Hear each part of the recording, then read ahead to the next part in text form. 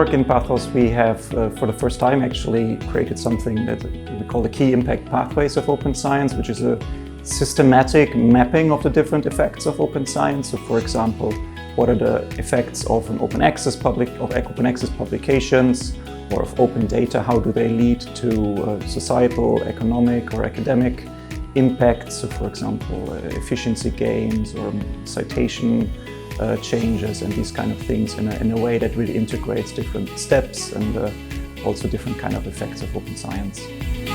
An important finding has been from the scoping of the evidence base. I'll speak specifically to societal impact because I led this study.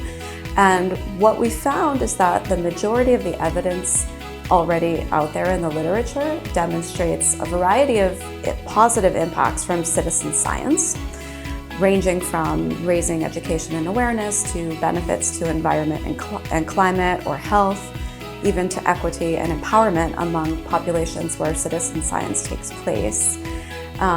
But also importantly is what we didn't find in the evidence, and that is very limited evidence for the societal impact of open access publishing and no evidence that fit our criteria for the societal impact from open or fair data.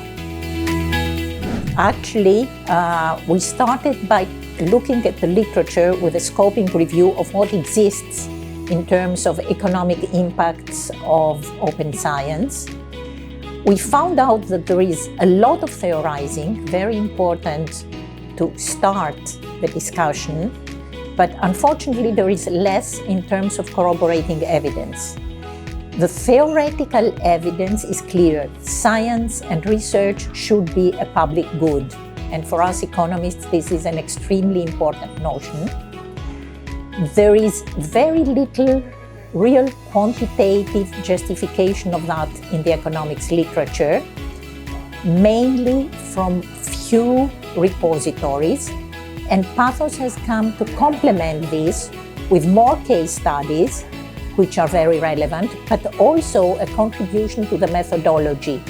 Because as we now have instruments on artificial intelligence, machine learning, and so on, there is more we can learn by using these tools from specific cases like company growth, patent use, and so on. These were the missing elements of economic evidence, and I think PathOS contributes to finding methodologies to see how we can fill this gap.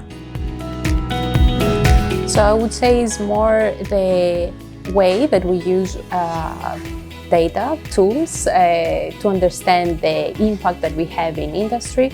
So yeah, the analytical tools and the approach that we are taking now for the first time to collect field data from industrial users and work with impact experts to understand the socioeconomic impacts that we have as a bioinformatics resource.